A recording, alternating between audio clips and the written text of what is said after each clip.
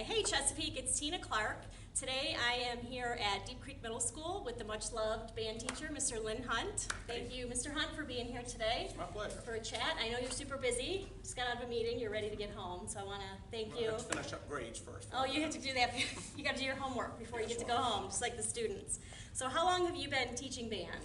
Well, this is year 35 for me total. Wow. 35. Wow. 2 years in Tennessee and then 33 years now. This is 33rd year in Chesapeake. So how long have you been at Deep Creek Middle? This is year 20 for Year Deep Creek 20 Middle. at Deep Creek Middle. Wow, wow. Okay. And you've been playing music for a while, I imagine. You started when? Well, I probably started piano when I was 5. When you My were parents 5. were both music teachers. That's so what I was going to ask you. Where did it come from? It was inevitable. Yeah. So you So grew I up in a started. musical home, and your first was piano, and now you play. Well, my primary kinds of instrument stuff. is French horn, and then probably second would be trumpet. Trumpet, okay. But then you have to be able to play them all. Yeah, well, that's what I was wondering. You must play them all to keep the kids entertained. Some in better here, than right? others, yes. Yeah. Okay, so you're teaching, how many kids are in one of your, each of your classes, I guess? Well, we average about 15 to 18 in each of the band classes, and we have 6 classes, so we're between 90 and 100 right now. Okay. What's your biggest challenge working with the kids? I'd say just, trying to help them. One of the biggest challenges early on is helping them find the instrument that fits them best. And we let them, as much as we can, try different instruments out, see what fits their hands, which fits their embouchure, their teeth, and et cetera, and just trying to go from there and helping to match them with what's best for them so early on. And just kind of ongoing is just trying to help them stay motivated and interested, and they generally very, very much are, but that's always a challenge in school. So they typically will pick one instrument in the beginning. Right. And then they kind of switch around. We have our maybe? starter instruments, and Chesapeake, we're pretty sound on this, that we have flute, clarinet, alto sax, then we have trumpet, trombone. And then some of the kids, usually mid-year or 6th grade, can maybe branch to percussion. And then typically at the end of 6th grade, going into 7th grade, we'll start them with our switchover instruments like oboe, bassoon, French horn, tuba, baritone, what we call the color instruments. Okay.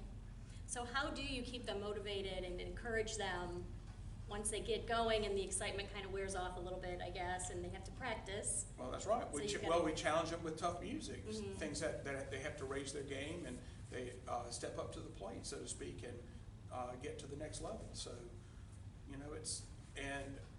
it's a little bit of peer pressure in class because they got to be able to do what their classmates are doing. And you have different concerts coming up throughout the year. We have several major concerts. Now with the 6th graders, they really only do 2 programs. Okay. And the 7th and 8th graders, we just finished our first performance, which was our pep rally. And that's kind of informal, but then we'll do our holiday concert. We'll do a shortened version of that for the school, the next last day of school. And we have our assessment in March, which is our big SOL. We have SOL testing for the rest of the school, but this is our assessment where we play a fixed, a set program of 3 selections plus a sight reading for a panel of judges, and they evaluate our performance. They don't necessarily evaluate the kids, but how well we perform that particular music on that particular day. As a group, so As they're a group. not getting like It's not individual. individual. Okay. So thinking back, now you've been teaching for a long time. What do you think the difference is between the kids that you're teaching now versus when you first started teaching? Well, in many ways, I don't think there is many differences as a lot of people think. I mean, you hear things like, oh, the kids are so different this day. And that's true to some extent, but I think they had the same needs that we did when we were kids and the same interests. Yes, there are technologies out there, opportunities out there. I mean, they can do all these different clubs, all these different sports, that are outside of school and activities like that.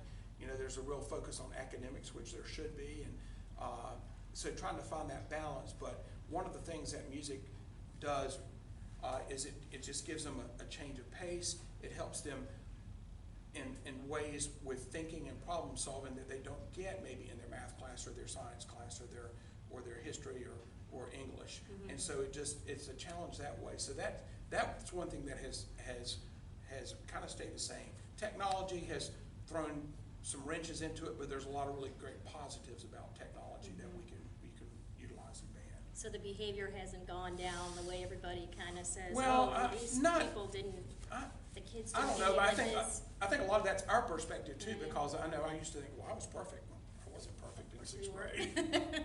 So I think some of that is perspective. Mhm. Yeah.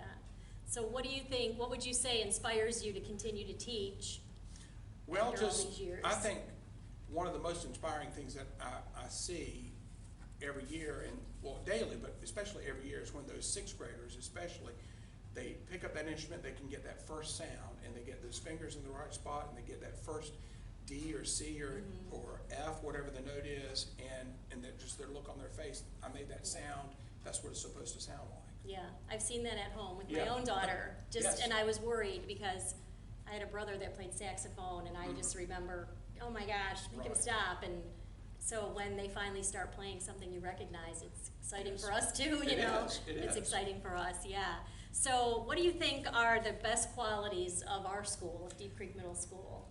I think the best qualities are, we are such a diverse school.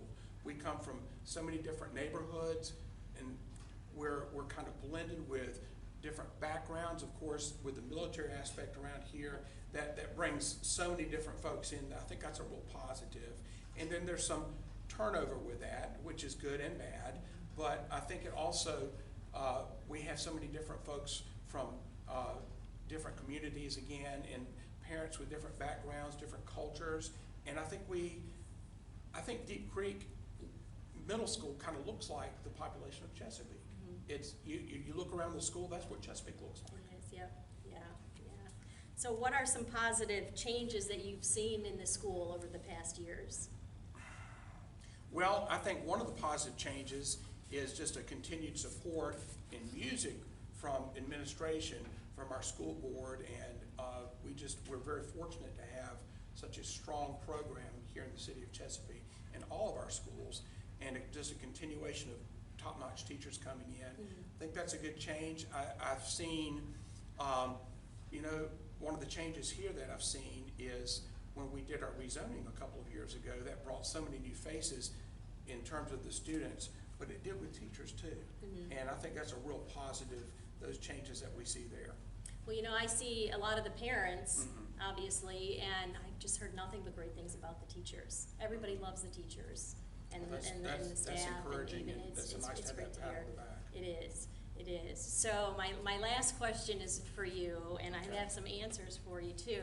Okay. How would your kids describe you? Oh my gosh, I don't know. I do. Probably as one who likes to tell those uncle jokes or dad jokes. Yep. I'm a corny person, but I happen to think it's really clever, but they don't necessarily agree. But it keeps us sharp. It I does. think. It does. So what do you have? Let's see. Oh, I goodness. have funny, kind, nice, corny jokes. Okay. Makes me laugh. Funny jokes. This is my favorite class.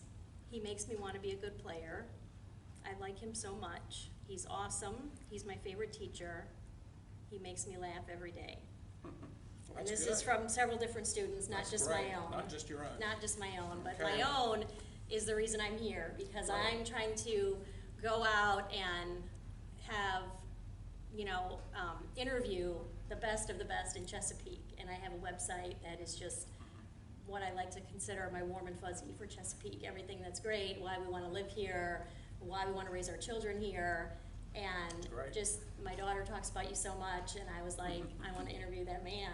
So I just want to thank you so much for Thank taking the you. time and for just everything you do. The kids all love you. I talked to several of them, and nobody had anything except great things to say about All right. you. So thank you so much. All right. Yeah, and this is Tina Clark signing out. I'll see you around Chesapeake.